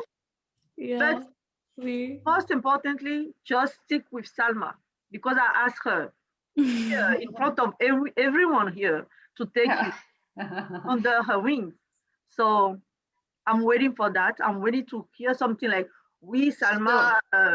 Okay. So you can take my email address, Zoya, salmakojok@hotmail.com. Okay. Je l'ai déjà. Ok. Voilà. On parle là. Tu peux m'envoyer ce que tu écris, on échangera, je te ferai des retours et on en discutera. Voilà comment ça se passe ce scénario. Exactement. J'adore tout ce beau monde-là. Oh, Merci. Juste vous mettre dans mon cœur ici, là, serré fort. Bravo. Vraiment bravo. Je voulais juste dire, c'était pas toujours comme ça. Quand je lis mes poèmes à quelqu'un, il me demande, est-ce que tu as déjà pris des cours de poésie? Non, j'ai vraiment commencé d'une place de, comme j'écoutais d'autres personnes réciter des poèmes ou même juste être expressif et je me disais, I want to be like that. Et ensuite, avant, quand j'ai commencé, j'étais vraiment rigide envers mon écriture. Je cherchais des mots de livres ou je ne sais de où et j'essaie de les incorporer dans mes poèmes, comme ça je les utilise davantage dans mon vocabulaire. Et ensuite, à un certain moment, comme I stopped, j'ai arrêté d'écrire les poèmes. Et ensuite, c'était pas juste comme le Ramadan dernier, j'ai commencé à écrire encore parce que je jeûnais et je me sentais beaucoup plus connectée à moi-même. Et ensuite, c'était beaucoup plus naturel. Donc, la majorité de ces poèmes sont des poèmes écrits l'été dernier à cause que j'étais vraiment connectée à moi-même. Mais à un certain moment, comme j'ai perdu ma curiosité d'apprendre parce que le système scolaire, j'étais dans le BI et ça m'a enlevé ce sens de vouloir véritablement apprendre, pas juste comme mémoriser ou avoir de bonnes notes. Donc, yeah. Donc, vous voyez, c'est un message pour les enseignants sur le plateau. Alors, gardez cette information et puis faites quelque chose. Attends, il y a 10 personnes ici. Nos enfants veulent apprendre, ils veulent étudier, ils veulent découvrir. Et vous êtes les personnes qui nous transmettaient ces savoirs et qui nous dirigeaient, nous éduquaient. Donc, prenez cela en compte. Et puis, Bertrand, Salma, Badrier, Néné, Karine aussi. Donc, j'aimerais voir, mais c'est sûr qu'on ne peut pas tout changer du jour au lendemain, que tout ne dépend pas de vous, mais je suis sûre qu'autour de vous, vous pouvez déjà avoir de l'impact. Et cet impact va aussi se répercuter sur l'entourage de cette personne-là. Donc, définitivement, merci Zoya d'avoir eu le courage de partager ta pensée, de nous avoir expliqué comment tu en es arrivé à ce stade. Et je suis contente que Salma ait décidé de connecter et puis d'aller plus loin avec toi. Et puis, je vais laisser la parole à Bertrand. Merci beaucoup Sylvie. Wow, quel moment extraordinaire hein, nous avons passé aujourd'hui là. Quelle surprise, beaucoup de surprises juste magnifiques. Et le sommet, je pense que vous allez être d'accord avec moi, le sommet, c'était vraiment la présence de Zoya, ses poèmes. Évidemment, avant Zoya, nous avons beaucoup apprécié la promenade à Abidjan, sous le soleil, les vagues, la mer, les gouttes d'eau sur la peau, le poulet braisé, toute la belle ambiance, l'atmosphère chaude et surchauffée de Grand Bassam. Hein. Oui. Ça nous donne envie, n'est-ce pas, Karine, d'y être déjà dès maintenant, de braver ce virus, hein, de survoler les frontières et puis d'y être tout de suite. Mais bon. Depuis qu'on me laisse aller, moi j'y vais. Mon billet est déjà acheté. Donc, depuis qu'on me laisse aller, moi là, je suis déjà là. Ah ouais, bon. Ouais, tu vas voir, tu vas adorer Karine. Magnifique. Merci beaucoup à Karine aussi. On a bien noté là le disque, la stratégie pour mieux nous connaître et mieux connaître les autres afin de communiquer plus efficacement avec eux, avec elles. Merci beaucoup Néné, ta présence. Merci Bertrand. On se retrouvera probablement le 4